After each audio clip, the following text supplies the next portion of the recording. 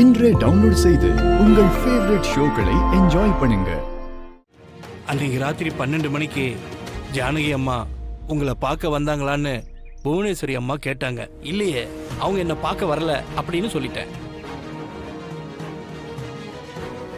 இத பத்தி வேணும்னா நீங்க ஜானகி அம்மா கிட்டே கேளுங்க. அவங்க என்ன பார்க்க வரவே இல்லைங்கய்யா. அன்னைக்கு நீங்க பால்காரர் வீட்டுக்கு போகலையா?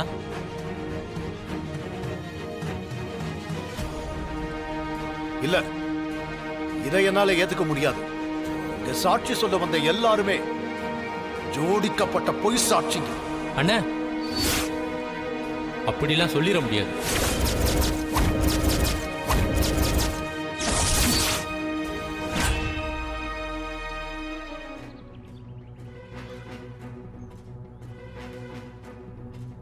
முதல் தடவையா தான் அண்ணனே எதிர்த்து பேசியிருக்காரு.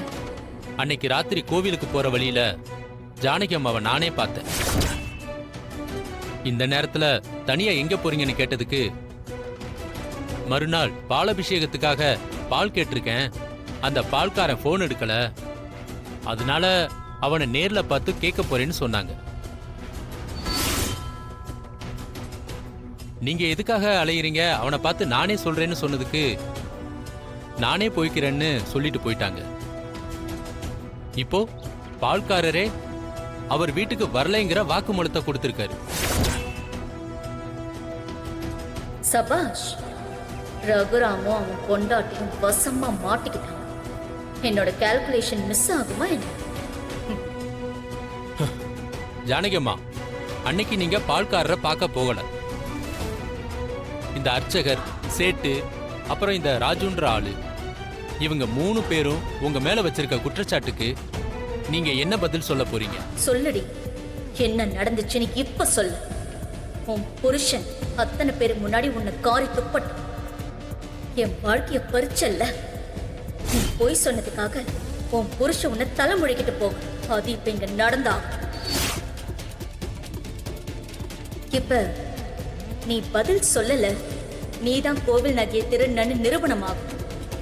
அது உனக்கு மட்டும் இல்ல, உன் புருஷனுக்கும் அவமானம். ஊருக்கு முன்னாடி ரகுராம் தலகுனிஞ்சு நிக்க வேண்டியது வரும். எனக்கு அதுவும் சந்தோஷம்தான். சொல்லுங்க ஜானகி அம்மா, எதுக்காக அந்த நேரத்துல கோவில் பக்கம் போனீங்க? அத பத்தி மட்டும் கேட்காதீங்க, என்னால எதுவும் சொல்ல முடியாது.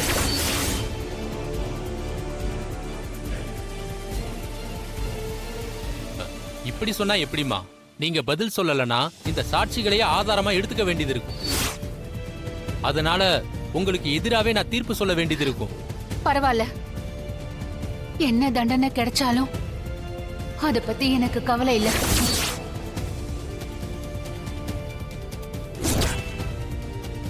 அந்த அம்மன் மேல ஆணையா சொல்றேன், நான் கோவில் நகைகளை திருடல.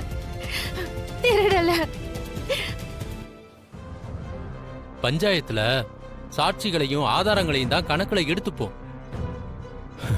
உங்களோட சத்தியத்தெல்லாம் எடுத்துக்க மாட்டோம். அதுவும் எனக்கு தெரியும். உங்க தீர்ப்பு எதுவா இருந்தாலும் அத நான் மனசார ஏத்துக்கிறேன்.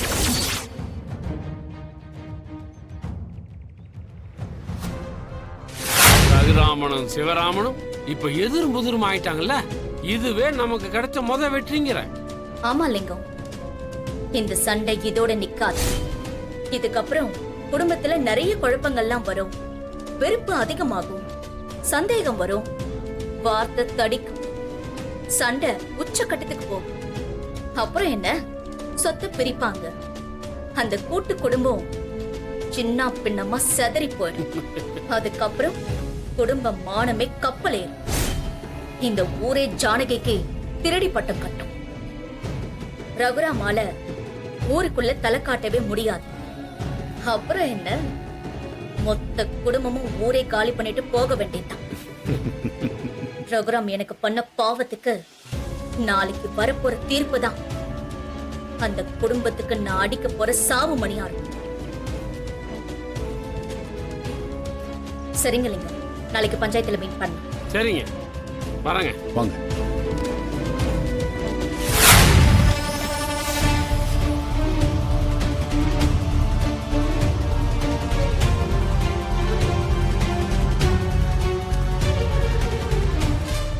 நல்ல பேனாவா கொடுக்க கூடாதா? ஐயோ sorry sorry sorry. Seenu paper கூட பையா தொடச்சுக்கிட்டோம். இந்தாங்க.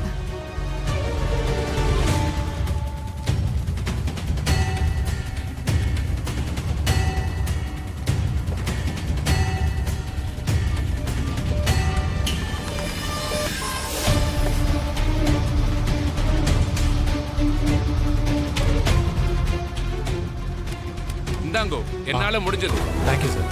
அச்சா ரொம்ப நன்றி. வா வா.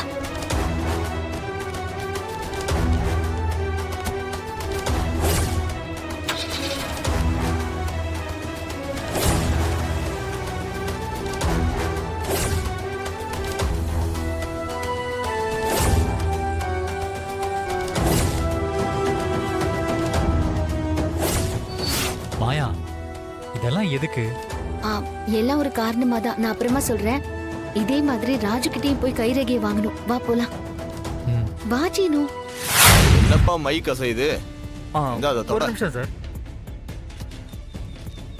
இந்தாங்க சார், இந்த பேப்பர்ல தொடச்சுக்கோங்க. குடு.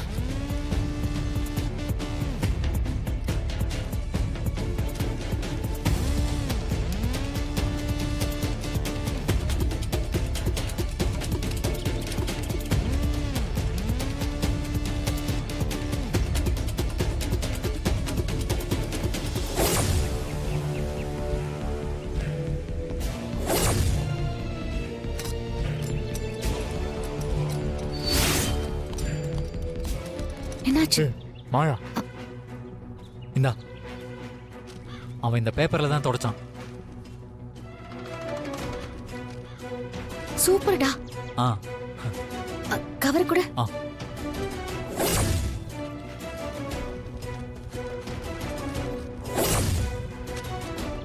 சரி, வா போலாம். போலாமா? மாயா, இப்ப எங்க போயிட்டு இருக்கோம்? போலீஸ் ஸ்டேஷனுக்கு. போலீஸ் ஸ்டேஷனுக்கா? எதுக்கு? இதோ பக்கத்துல வந்துட்டோம்ல, அங்க போய் நான் சொல்றேன். மாயா, ஒண்ணுமே புரியல. எல்லாமே புரியும் சீனு. நீ முதல்ல ஸ்டேஷனுக்கு போ. ம்.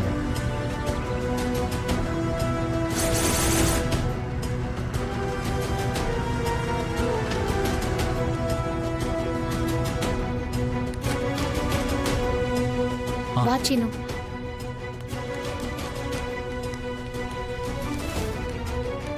வணக்கம் சார். வாங்க. வந்து ரொம்ப நேரம் ஆச்சா? இல்ல இப்பதான் வந்தேன். சார், இவர் என்னோட husband mister Seenu. Seenu, forensic officer mister Madhusudhanan. Oh, hello sir. Hello. உள்ள போலாமா சார்? போலாம். வா.